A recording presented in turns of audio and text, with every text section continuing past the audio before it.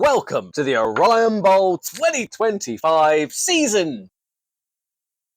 Oh, hello, and welcome to another commissioner video for the 2025 NFL fantasy season for the Orion Bowl. This video is for the Orion Bowl members. If you're not in the Orion Bowl, I'm not sure why you're here, but I won't physically stop you.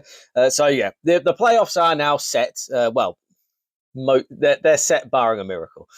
So congratulations to Legion of Best Team in the League, the Arizona Cardinal, the team with no Namath, and the San Diego Harlots for making the playoffs. And so the road is it's the end of the road for the 2025 Ravens. On to the 2026 Ravens. Now all I can do is think about what I'm going to do with my terrible draft position and still not having a ring. I just won't make the playoffs. But yeah, what can you do? I put my best team out. I did everything I could do. We recap what happened in Week 14. The Baltimore Ravens put the Legion of Best Team in the League in the bin, almost doubling their points scored. Wasn't quite enough, though, because the San Diego Harlots won, Arizona Cardinal won, and the team with no Namath won by less than a point, meaning that I can't catch any of those guys now. And whilst me and the Harlots are playing this week, points scored, Harlots are like 90 points ahead of me. I would have to beat the San Diego Harlots by 90 points to get into the playoffs, and that just ain't going to happen. But look, it's been the fact my team was still in the hunt in December is something to take away. I think that it's the end of the day. All I could do was put my best team out, which is what I did every week. It's not for nothing. I am the second highest scoring team in the league. So is it completely fair? No. What do you think about it, Macho Man Randy Savage? Let the Metro King tell you something about the 2025 NFL season. Oh, yeah, it's been hard to predict. Lots of surprise. Saquon Barkley, no longer the focal point of the Philadelphia offense. No, you got Christian McCaffrey heading into Week 15, still healthy as a day got me. NFL fantasy, normally a meritocracy, huh? Yeah, I got meritocracy. Not this year. You got the Baltimore Ravens. The Baltimore Ravens, second highest scoring players in the league. Get out of the playoffs. Man, Will Slick with a team with no Namath. Putrid Will Slick of a team keeping the Baltimore Ravens out of the playoffs. No kind of meritocracy. The cream isn't rising. Thank you, Macho Man. Yeah, I could not agree more, actually. I really, really couldn't agree more. So Sweet D of the week is the Arizona Cardinal defense, the Seattle Seahawks. They've been unbelievable, and they're going up against Phil Rivers this week, so I can only imagine they're going to drop a 30-burger on whoever he's playing in a somewhat meaningless game this week. But has anything happened in the waiver wire? I don't know if it even has. Let's have a look. Has anybody done anything on waivers? Transactions? Ads? Let's have a look at ads. Oh, Brian Robson has gone to the Harlots. Sorry, there. Welcome to Waiver Wire Muse. Brian Robinson has gone to the Harlots. That's actually a pretty decent pickup. Philip Rivers. I was wondering who was going to pick up old man Rivers. He just keeps rolling. Don't say nothing. There's old man Rivers. You just, you get the idea. Yeah, Philip Rivers to the coach's bums. Surely the coach's bums have stuck him in there for a potential keeper. I'd have thought. Really nice. Tank Bigsby gone to the Harlots. The Harlots are just filling up on second string running backs. Shador Sanders, the team with no name. That could be a keeper, to be fair. Shador Sanders has looked 8. Tyler Algier has gone to the Harlots. Yeah, the Harlots are just picking up every backup running back in the league. You know what? If I was in the playoffs, I'd be doing that as well. Fair play to the Harlots. That's a solid strategy. You want all the backups. And the other addition to the San Diego Harlots, Andy Borealis, at this time of day, at this time of year, located entirely within your kitchen. New Orleans defense to the Harlots. I think that was, that's another. Ricky Pearsall. That was it. Harold Fannin to the team with no name. If that's a good pickup, I won't disrespect that. He's been looking really good. And I think that is about it for Week 15's Waiver Wire Muse. Let's take a look at what's going ahead in Week 15. I won't lie, these are largely meaningless games because the playoffs are set, and I believe the bottom four are set. Oh, that reminds me. So next season, what I'm going to do, guys, I'm going to do the toilet bowl ever so slightly differently, because as much fun as tanking is, and there is an art to tanking, as much fun as that is, I was lucky this, it's a credit to all of you guys' integrity that obviously, this week, the week just gone, I needed everybody to be playing their best against the Harlots, against the team with no names, and you all did. But there was a danger because getting into the bottom four allows you to then play off for the number one pick. There was a danger that maybe like some people would be trying to tank on purpose, which I would understand, incidentally, but it does make the getting into the playoffs quite messy because that would have scuppered my chance. My chances got scuppered, organically.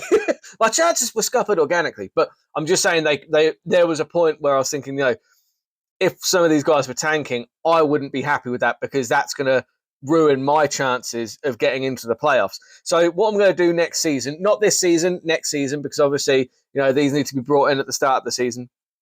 And I'm not putting this to a vote. This is just what's happening. So the bottom two, the bottom two finishers in the league will play off in an aggregate, like the both playoff games. Like I'm going to take the aggregate of their scores, and the winner of that wins first pick and avoids the toilet bowl, and the toilet bowl then goes to the person that loses that aggregate matchup. And I'm going to make it so that fifth through to fifth, sixth, seventh, and eighth then play off to get third pick, because then at least you finish fifth, you're still going to have something to play for. So you'll go into a playoffs of sorts as well, playing for third overall pick, which is still a fantastic draft pick, but it just means that say somebody finishes fifth and they're not actually a bad team at all. They can't then end up getting into the toilet bowl, winning that, and then getting first overall pick like I did last year. Look, it was perfectly valid before, but I just feel like this is the fairer way to do it, and I feel like it's going to avoid potential issues when the playoff picture is so close as it has been this year. So that is what is happening next year. Let's take a look at what is happening in Week 15. Giant, who cares? Because all it's going to do is change who's. Hang on, let's have a look. Who's actually going to because I don't think top of the league is actually set yet, is it? Because everyone's on 10-4, and Legion have the best points for out of the 10 and 4s. Legion have the best points for, which is not saying anything because Baltimore Ravens have outscored you. Okay, just saying, not bitter at all. So let's have a look. So yeah, Namath, Arizona, and Hot best team in the league, all on 10-4. So they're all going to be trying to get first place because obviously you get the belt for first place. That's what happens. So let's take a look. So Baltimore against the Harlots. Baltimore have already put up 27.9. It wasn't look. Edge Booker kind of went off the boil. He was really good at the start of the season. He kind of went off the boil. I'll take 21 from Bijan Robinson. Honestly, I fancy myself to win this one. It's meaningless because I'm not going to win by 90 points. So doesn't matter. Doesn't matter in the slightest. And also the Harlots can't get first place. So that's can they? Can they get first place? So actually, yeah, if they get to 10-5, then they might get first place because their points scored is tremendous. So they could leapfrog it unless. Right, so who's Arizona are playing the coaches' bums, so Namath are playing Legion. Okay, so Namath and Legion, one of those two is going to lose. Yeah, if the Harlots win this week and Arizona loses, they can't finish top because as well as one of them losing, Namath or Legion are going to, one of those two is going to win as well. I forgot to consider that. Unfortunately, the Harlots can't win, can't get first, can't get number one. Baby got Dak against the 49ers. Is this going to be a tanking game? Let's have a look at the league. I think it might be a tanking game. Oh yes, yes. I would definitely be tanking in this one. But like the Forbes Niners, well below the coaches' bums. The coaches, but right. So the Forbes Niners win. That puts them on the same record as the bums, and the bums have got a better point score. I don't think the bottom four can realistically change either. To be fair, doesn't look like it.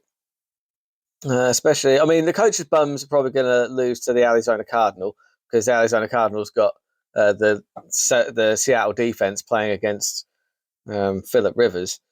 So yeah, baby got Dak against the Forbes Niners. Forbes Niners have got a 10 from their kicker, pretty nice. They've also got Hurts, Henry, Williams, but you've got James Cook and Jefferson, Jamar Chase.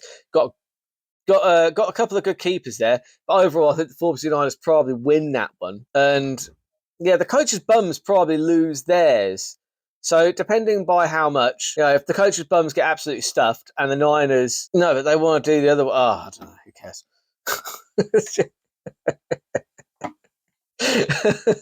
Vikings against the Dire Straits Gorillas. Neither team. I mean, obviously, you've got 34 points from the round of applause for Carl Pitts finally realizing that 2022 potential. 34 points with three receiving touchdowns, 166 yards. That's insane. Yeah, but both of you are in the bottom four, and I don't think either of you are getting out of the bottom four. Although I think the Vikings, they need to be careful, don't they? Because they're on 5-9. The bums would have to lose by a lot, and the Vikings would have to put up a monumental score. But getting 34 points from Carpet, go easy there, Vikings. You don't want to wind up getting into sixth place now. Come on, that would be an absolute disaster if you were to end up in sixth place. Because the coaches' bums could tank this week real nice. And if you keep on scoring the way that you're going, like you could make up the points difference. I'd go easy, man, go easy. Yeah, because what you predicted 1, 2, 4, what the bums predicted 97, and if the bums do a bit of tanking, they could halve that score easily. I've seen them do it. So yeah, I think the Vikings win that one, and team with no name against Legion of Hot Trash. I think that this is more or less for top of the league. The winner of this gets top of the league. Oh my god, the team with no name are going to get top of the league. How infuriating! Because obviously it's going to happen because Legion have been really off foot. They've gone off the boil completely. Look, come on, Taylor, Brown, Pickens, come on. Dart, Etienne, Gene T, Lamb, Nico Collins is probably going to have a big one against Arizona. Fannin was a great pickup. I will give you that. Rashee Rice as well. And 49ers. Look, I've got to say, the team with no name are going to win that one, and they're going to finish top of the league, and they will be taking the belt for the 2026 season. They'll be the reigning belt holder. So that's the video. If I picked you to win, prove me right. If I picked you to lose, prove me wrong. I'll see you next week for more meaningful games as the playoffs get underway. It'll be a little bit more fun than this week because, like I said, there's not too many stakes in this one. But next week, huge stakes. And yeah.